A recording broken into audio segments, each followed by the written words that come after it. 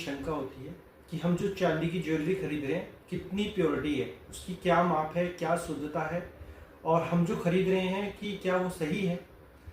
कई बार लोगों को ये भी लगता है कि जो सिल्वर ज्वेलरी है वो एक आता है 925 स्टर्लिंग सिल्वर, तो स्टर्लिंग सिल्वर हमें खरीदना चाहिए या रेगुलर सिल्वर को हमें खरीदना चाहिए। तो आज हम दोनों के अंतर को समझेंगे कि रेगुलर सिल्वर क्या होता है और स्टर्लिंग 925 सिल्वर ज्वेलरी क्या होता है। तो सबसे पहले मैं आपको कुछ डिजाइन दिखा देता हूँ जो दोनों में शायद आपको अंतर समझ आएगा कि स्टर्लिंग सिल्वर ज्वेलरी जो होती है और नॉर्मल जो रेगुलर सिल्वर ज्वेलरी होती है उन दोनों में क्या अंतर होता है।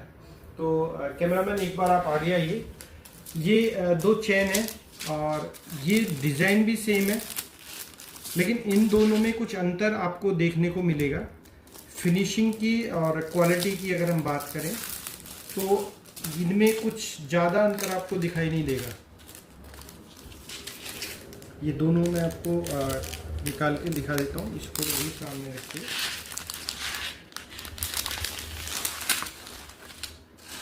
इसमें आपको ज़्यादा अंतर नहीं मिलेगा, लेकिन हाँ इसकी फिनिशिंग और इसकी फिनिशिंग आपको ये लगेगा कि इसकी जो फिनिशिंग है ये कुछ ज़्यादा क्वालिटी बेहतर मिलेगी आपको। कारण है कि इसकी जो शुद्धता है वो सबसे पहले तो 925 है, यानी कि 92.5% शुद्ध चांदी इसके अंदर है और 7.5% इसमें एलॉय है। तो ये हो गई हमारी 925 सिल्वर ज्वेलरी। और इसकी अगर हम बात करें तो ये जो चांदी है ये रेगुलर सिल्वर में बोला जाता है। इसकी जो शुद्धता होती है वो 65 से 70% अप्रोक्सीमेटली इसके अंदर मापी जाती है। अब सिल्वर ज्वेलरी को लेके जो हमारी BIS है तो उन्होंने इस पर कुछ माप बनाए हैं जो आने वाले समय में लागू हो जाएंगे कि सिल्वर की जो ज्वेलरी है उस पर भी 925 का होना, हॉलमार्क होना ज़रूरी है। उसके साथ में एक 800 का है जो इस पर अनिवार्य हो जाएगा। लेकिन अभी चांदी की ज्वेलरी को ऐसा नहीं है कि बहुत ज़रूरी है कि उस पर हॉलमार्क कराया जाए, लेकिन आने वाले समय में ये ज़रूरी हो जाएगा जैसे अभी गोल्ड पर हो चुका है। तो आप जब भी चांदी की ज्वेलरी अगर खरीद रहे हैं तो आपको ये देखना है कि आप 925 की ज्वेलरी खरीदनी है या 700 की खरीदनी है। तो इसमें क्या है कि इन दोनों के प्राइस में आपको अंतर देखने को मिलता है। कई बार लगता है कि हम जो 925 की ज्वेलरी खरीद रहे हैं उसके प्राइस और रेगुलर सिल्वर की प्राइस में आपको 30 से 40% का अंतर आपको देखने को मिलेगा। यानी कि अगर ये 2000 रुपये की है तो ये आपको लगभग 1600-1700 रुपये में आपको मिल जाएगी। इतना अंतर उसमें आपको देखने को मिल सकता है। या इसमें एक चीज का फर्क और भी होता है, जो स्टर्लिंग सिल्वर है। अब सिल्वर और स्टर्लिंग सिल्वर इसमें भी अंतर है। अगर 925 की ज्वेलरी है तो इसमें भी एक चांदी आती है स्टर्लिंग सिल्वर, इसको भी हम समझा देते हैं। ये है रेगुलर सिल्वर जैसा भी मैंने आपको दिखाया था, लेकिन इसमें स्टर्लिंग बोल सकते हैं आपको, इसको रोडियम पॉलिश के साथ में हम बोल सकते हैं। इस पे जो है रोडियम पॉलिश हो जाती है। कई बार जो चांदी होती है उसको काली पड़ने की शिकायत होती है कि कुछ लोगों की चांदी काली पड़ जाती है, इसलिए उन्हें क्या करना चाहिए, उनको स्टर्लिंग सिल्वर उनके लिए बेहतर ऑप्शन है कि वो काली होने के चांसेस बहुत कम हो जाते हैं।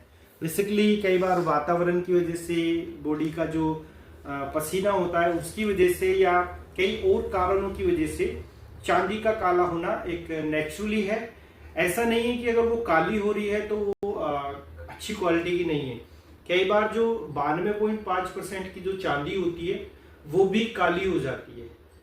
और आजकल वातावरण में शायद ऐसा पोल्यूशन है जिसकी वजह से अगर चांदी को कुछ समय के लिए बाहर रख दिया जाए तो चाहे वो 925 सिल्वर हो या 100% की सिल्वर हो वो भी काली हो सकती है। तो इन दोनों में अब जो अंतर अगर हम देखते हैं तो ये है 925 की प्योर सिल्वर ज्वेलरी और ये है 700 की रेगुलर सिल्वर। लेकिन इसमें रोडियम हो रखा है और ये विदाउट रोडियम है। तो जो रोडियम वाली चांदी है उसकी जो फिनिशिंग है, उसकी जो क्वालिटी है वो ज़्यादा बेहतर होती है और इसकी जो स्ट्रेंथ होती है वो रेगुलर सिल्वर से कहीं ज़्यादा होती है, क्योंकि इसके जो आर्टिकल है वो बहुत लाइट वेटली आता है, जिसकी वजह से वो स्ट्रेंथ अच्छी होने की वजह से अच्छे लंबे समय तक भी चल जाता है। और उसकी जो मतलब लॉन्ग लाइफ की बात करें अगर, तो लाइफ भी उसकी अच्छी है। तो स्टर्लिंग सिल्वर ज्वेलरी भी बेहतर है और रेगुलर सिल्वर, बस आपको देखना है कि आपके हिसाब से क्या बेहतर है, ये हमारे लिए डिपेंड करता है। और कई बार ऐसा होता है कि रेगुलर सिल्वर को 9 to 5 सिल्वर के प्राइस में भी बेच दिया जाता है, कुछ लोगों का ऐसा सुना है या देखा है।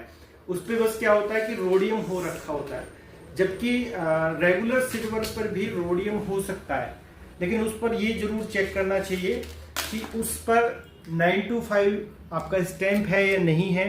उसके साथ में आपका जो ब्रांड सर्टिफाइड है वो है या नहीं है।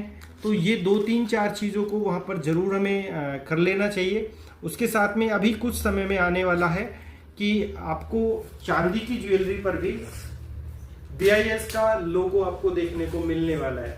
तो ये लगातार कुछ समय में ऐसा हो जाएगा कि उस पर अनिवार्य हो जाए। अभी अवेलेबल है लेकिन अभी अनिवार्य नहीं है, इम्पोर्टेंस में नहीं है, लेकिन आने वाले समय में वो बहुत इम्पोर्टेंट में हो जाएगा, जैसे अभी गोल्ड में हो चुका है कि हॉलमार्क होना बहुत जरूरी है।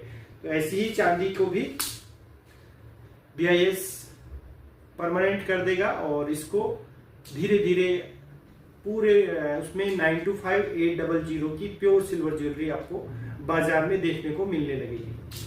तो थैंक यू, मेरी तरफ से यही जानकारी थी। ओके, नमस्कार, जय श्री राम।